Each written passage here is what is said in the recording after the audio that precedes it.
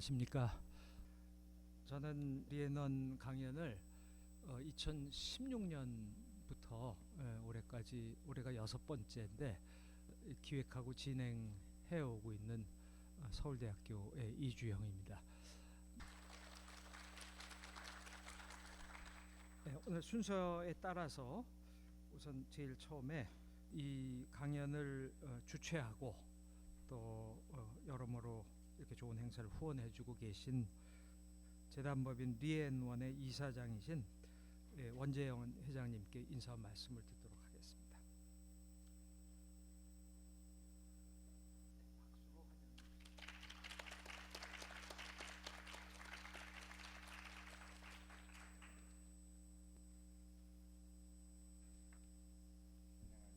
제6회 국제학술강연회에 참석해 주신 여러분께 깊은 감사의 말씀을 드립니다. 또한 저희 재단의 초청에 흔쾌히 응해 주신 예일대학교의 에릭 그린 교수님과 와세다 대학교의 야마베 노부요시 교수님께도 진심으로 감사드립니다. 리앤원 재단은 매년 불교와 불교 미술 연구의 새로운 지평이라는 대명제 아래 국제적으로 저명한 학자들을 초청하여 학문적 교류와 연구의 장을 마련해 오고 있습니다. 올해는 불교의 관상 수행과 불교 미술이라는 주제로 예일대학의 에릭 그린 교수님과 와세다 대학교의 야마베 노부요시 교수님을 모시고 불교도들이 시각적 이미지를 통해 수행하는 관상 수행의 복합적이고 심오한 세계에 대해 깊이 있게 탐구하는 시간을 준비하였습니다. 두 분 교수님은 이 주제에 있어 세계적으로 인정받는 권위자이시며 오늘 강연이 불교와 불교 미술에 대한 새로운 지평을 여는 계기가 될 것입니다. 에릭 그린 교수님께서는 불교 미술에 나타난 깨달음의 묘사와 불교 선정이라는 주제로 강연을 해주실 예정이며 야마베 노부요시 교수님께서는 우주의 나무와 나무 위의 붓다, 보살, 이미지의 기원과 변천이라는 제목하에 강연을 준비해 주셨습니다. 두 분의 깊이 있는 강연을 통해 불교와 불교 미술에 대한 새로운 시각과 흥미로운 통찰을 갖게 되는 유익한 시간이 되시기를 바랍니다. 끝으로 이번 행사를 기획하고 사회를 맡아주신 서울대학교 이주영 교수님께도 깊이 감사드리며 참석자 여러분들의 진지한 경청과 활기찬 질의를 부탁드립니다. 감사합니다.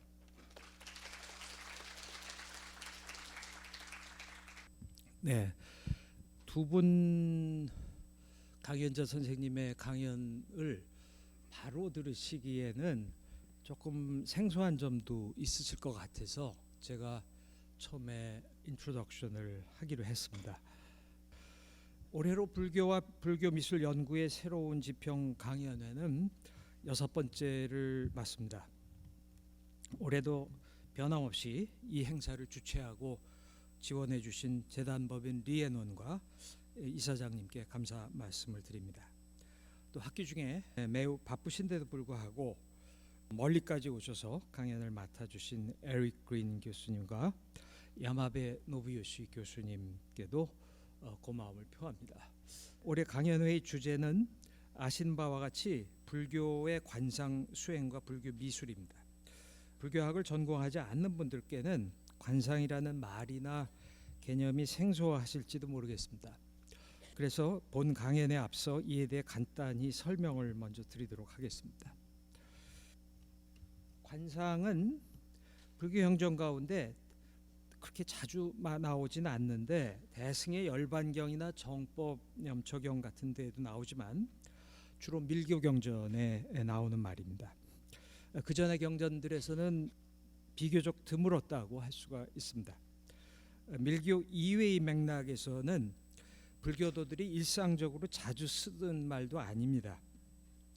그런데 가톨릭에서는 관상이라는 말을 쓰는데 어쩌면 불교도들보다 더 많이 쓸지도 모르겠습니다.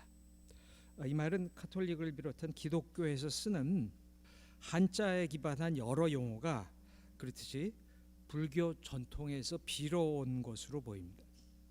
가톨릭에서 관상은 콘템플라티오, 즉 컨템플레이션에 해당하는 말로 역사적으로 여러 사람들의 정의가 있었지만 대체로 영적 경험을 통해 하나님의 본성을 경험하는 종교 행위라 할 수 있습니다. 심리적 경험에 있어서 불교와 유사한 점이 없다고 할 수는 없지만 궁극적인 실제에 대한 인식과 수행상의 목표가 다르기 때문에 상당한 차이가 있는 것도 사실입니다. 요즘 불교나 불교 미술 연구에서 자주 쓰는 관상은 실은 영어의 visualization이라는 말의 번역어적인 성격이 강합니다. 불교에서 visualization이라는 의미로서의 관상은 어떤 대상에 시각적으로 집중해서 그 이미지를 마음에 담아 떠올리며 관찰하고 성찰하는 수행 방법이라 할 수 있습니다.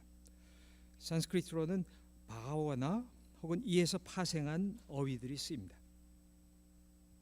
관상이란 말이 보편적으로 쓰이지는 않았지만 이와 비슷하게 시각을 활용한 수행법에 대한 언급은 밀교 이전 이미 이른 시기의 불교에서도 찾아볼 수 있습니다. 기원 전후부터 불교 문화에서 볼 수 있는 승해, 염, 작의 등이 때때로 이제 의미가 조금 달라지긴 합니다만은 대체로 이에 해당합니다. 자, 그래서 그 이름은 달랐지만 관상이란 말은 아니지만 이와 같이 수행에서 시각을 중시한다든지 시각을 활용하는 것은 일찍부터 있어 왔다고 할 수 있습니다. 이러한 수행법이 체계적으로 확립되어 서술된 가장 이른 예는 관무량수경이나 관불삼매해경과 같이 명시적으로 관, 즉 비주얼리제이션을 중시하는 경전들입니다.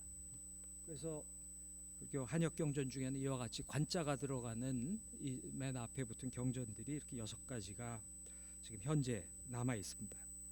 그래서 예를 들어 이 중에서 가장 잘 알려진 관무량 수경에서는 아미타불의 서방 정토에 왕생하기 위한 방법으로 서쪽의 지는 해, 물, 땅, 나무, 연못, 누각, 아미타불의 모습 등 16가지를 관할 것을 설하고 있으며 이는 여러분들도 잘 아시는 바입니다. 이와 아울러 붓다의 신상, 즉 신체의 특징을 관하는 데 초점을 맞춘 관불삼매해경도 이러한 시각적 수행법을 집중적으로 다룬 텍스트입니다. 이 경전도 일찍부터 주목을 받아왔습니다. 그러나 최초로 체계적인 연구가 이루어진 것은 오늘 강연하실 야마베 노부요시 교수님이 1990년에 제출한 박사학위 논문을 쓰면서부터입니다. 이에 앞서 1964년에 디터 슐링글로프 교수가 일찍이 20세기 초에 중앙아시아의 쿠차에서 단편들로 발견된 산스크리트어 필사본 문헌을 통해서 이 문헌 역시 그와 같은 비주얼리제이션 계통의 문헌임을 학계에 알렸습니다. 즉 슐링글로프 교수는 그 필사본을 간행하면서 그 문헌이 관상수행용 교범 같은 것이었음을 확인하고 단편으로 남아 있어서 책 이름을 알 수 없는 이 문헌에 아인 부디스티쉬 요가 레흐부크라고 하는 즉 불교 요가 교범이라고 하는 이름을 붙였습니다. 오른쪽에 있는 책은 리프린트돼서 나온 최근의 것이고요. 야마베 교수님은 이 필사본 문헌과 관불삼매경 사이에 상당한 유사성과 관련성이 있음을 밝힌 바 있습니다. 관자가 이름에 붙은 한역 경전들은 일찍부터 인도에서 유래한 것이 아니라 중국이나 중아시아에서 찬술되었을 것으로 추정되어 왔습니다. 슐링글로프 교수가 간행한 요가 레흐부크는 이러한 관상수행 전통이 중아시아에서 상당히 일찍부터 유행했음을 확인하게 해주었습니다. 야마베 교수님은 박사학위를 받은 뒤 관불삼매경을 비롯한 관상 관련 문헌들에 대해 지속적인 연구를 펼쳐왔으며 이 문제에 관해 세계 최고의 전문가라고 할 수 있습니다. 한편 한역경전에서도 3세기 이래 조금 다른 종류의 관상수행법, 초점이 약간 조금 다른 초점이 다른 관상수행법을 서술한 소위 선경이라고 하는 선이 우리 선불교 할 때 그 선입니다. 선경이라고 하는 문헌들이 다수 나오는 것을 볼 수 있습니다. 특히 5세기가 그러한 유행의 절정이었던 듯합니다. 경전으로는 3세기 말에 번역된 축보포역의 수행도지경, 그리고 같은 경의 다른 번역이고 붓다 바드라가 5세기 초에 번역한 달마다라 선경 등을 꼽을 수 있습니다. 아울러 6세기에 중국에서 찬술된 문헌이라 생각되는 오문선경 요용법과 선비요법경, 또 치선병비요법 등이 있습니다. 이들 문헌에서는 특히 오늘 강연에서 언급될 부정관, 그러니까 이거를 meditation of impurity라고 하고요. 부정관이라는 수행법이 중요하게 언급되어 있습니다. 시신이 썩어 들어가 백골이 되어가는 과정을 보고 그 이미지를 성찰함으로써 몸의 더러움을 투철히 인식하라는 것입니다. 이러한 부정관은 잘 알려진 정법염초경에서도 상세히 서술되어 있습니다. 이러한 수행법의 전통은 아마도 인도에서 유래했고 매우 오랜 것이라 생각됩니다. 이러한 전통을 이어 이 시기에 중국에서 이러한 수행법이 체계적으로 확립된 것입니다. 오늘 강연하실 에릭 그레인 교수님은 이러한 중국 문헌에 보이는 중국에서의 소위 선종 이전의 선종이 확립되기 전에 선이라고 하는 것을 서술한 문헌들에 대해 최초로 가장 체계적인 연구를 수행하신 분입니다. 이러한 관상은 시각, 즉 보는 작용을 통해서 이루어지는, 또 보는 것을 활용하는 수행법이기 때문에 불교 미술과도 밀접한 관련을 갖고 있습니다. 관상을 통해 이루어지는 시각 경험은 본질적으로 시각적인 이미지와 관련된 것이고, 그러한 시각 경험은 이미지를 보거나 내면에서 보거나 혹은 상상하는 것뿐 아니라 상이나 그림과 같은 구체성을 띤 이미지를 통해 활용해서 이루어질 수도 있었습니다. 또 시각 경험을 통해 보는 이미지는 조형적으로 재현될 수 있고 또 실제로 재현되기도 했습니다. 오늘 이따가 그린 교수님이 그런 예들을 이제 얘기하시게 될 겁니다. 이러한 점 때문에 불교미술 연구자들도 넓은 의미의 관상에 대해 각별한 관심을 갖지 않을 수 없는 것입니다.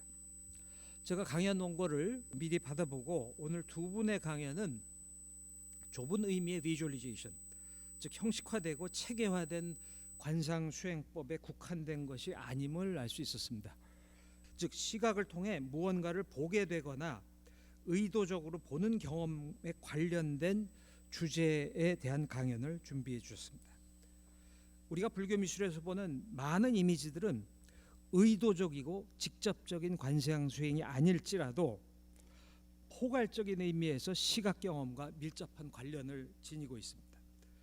보게 되는 것 혹은 이렇게 주체적으로 보는 것이 이미지를 내면에 생성하고 또 만들게 하고 또 이미지가 보는 활동을 자극하여 새로운 이미지를 창출할 수도 있습니다. 여기서 보게 되는 것 혹은 보는 것을 비전이라고 합니다. 제가 이 오늘 번역문에서는 비전이라는 말을 그대로 썼습니다. 비전이라는 말은 사전 같은 걸 찾아보면 환상이니 환영이니 뭐 그런 식으로 되어 있는데 원래 말의 뜻을 제대로 반영하지 못하는 것 같습니다. 불교 맥락에서 비전이라고 하는 것은 환상이라고 단정할 수 없는 것이기 때문입니다. 이러한 점을 염두에 두고 오늘 강연을 들어주시기 바랍니다. 사실 불교에서 비전과 비전으로 익스피리언스를 중시하는 전통은 매우 일찍부터 시작된 것입니다. 또 반드시 우리가 관경이나 선경이나 부르는 것들에 국한된 것도 아닙니다. 특히 대승불교 시기에 오면서 시각을 통해 보는 비전의 묘사가 많은 경전에서 중요한 주제로 서술되어 있습니다. 에릭 그린 교수님은 5세기 초에 중국에서 역경에 종사했던 인도 승려 붓다 바드라의 역할에 대해 주목한 바 있습니다. 붓다 바드라의 번역으로 중국에 처음 소개된 화엄경에서도 물론 그 전에 그 일부 단편은 있었습니다만은 완본으로 소개된 화엄경에서도 그러한 비저너리 익스피리언스가 무수한 곳에서 서술되어 있습니다. 예를 들어 마지막의 입법계품에서 53선지식 즉 53명의 스승에게 가르침을 구하기 위해 인도 여러 곳을 여행하게 되는 선제동자는 52번째 선지식으로 미륵보살을 만나기 위해 해간국 사무드라카짜라고 하는 곳으로 찾아갑니다.